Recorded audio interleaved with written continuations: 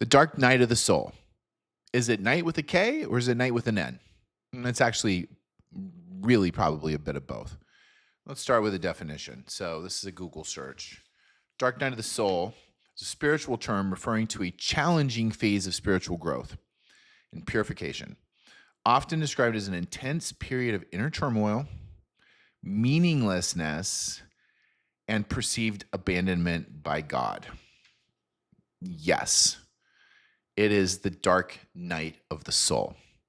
And for me, I came across this term early on in my spiritual awakening. A video showed up, I believe, in my YouTube feed, and I felt very compelled to watch it. So I did. And boy, I walked away from that thinking, that is dark. And I remember thinking to myself, bro, waking up, ascension, higher levels, higher states of consciousness, this is love and light, bro. This isn't darkness. Boy, was I wrong. Then my darkness fell. This darkness comes in waves.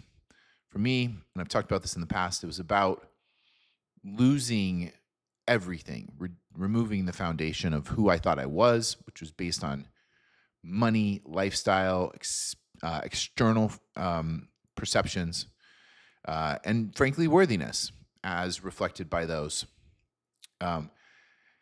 attachments to the material. And then the wave broke, and I was like, whoo, all right, I survived my dark night of the soul. And then another wave crashed, and it was much, much harder. Whew, survived that one. And then another wave crashed, and another wave, and another wave. And at some point, I reached a stage where I was just in utter despair. Like, these waves are never going to stop. I'm barely surviving each successive wave. This is going to break me. And it kind of does. It does kind of break you. Now, why do I say this is dark night of the soul with a K and with an N? Well, it's with the K because you are a knight. You are a warrior for the light, and it is a war. It is a battle going through this. Now, I don't think that's a state of consciousness that we should really support, this idea of like you have to fight everything. But for me, it was definitely a battle between a new version of me and the old version of me. And one has to lose, and the new version wins eventually. And each of those successive waves is just the old version, typically an egoic response, and the ego is just trying to fight for its own survival. So that's why I say it's with a K. It's an N because it's a dark night, and it's night is plural. There's many nights, but it feels like darkness, and you don't know when the night's going to end, when the sun's going to rise. This is not for the faint of heart. Spiritual awakenings, I've said this before, and the dark night of the soul is really the heaviest in my experience of the whole process. And then what happens is over time, the waves continue, the crashing continues, but you've learned how to work through it. You've lived through enough of the waves crashing that you don't feel as affected by it, and it doesn't feel like the end. And it doesn't feel like God's abandoning you. It starts to feel like God, the universe, source, the creator, is actually there with you, moving through the waves with you.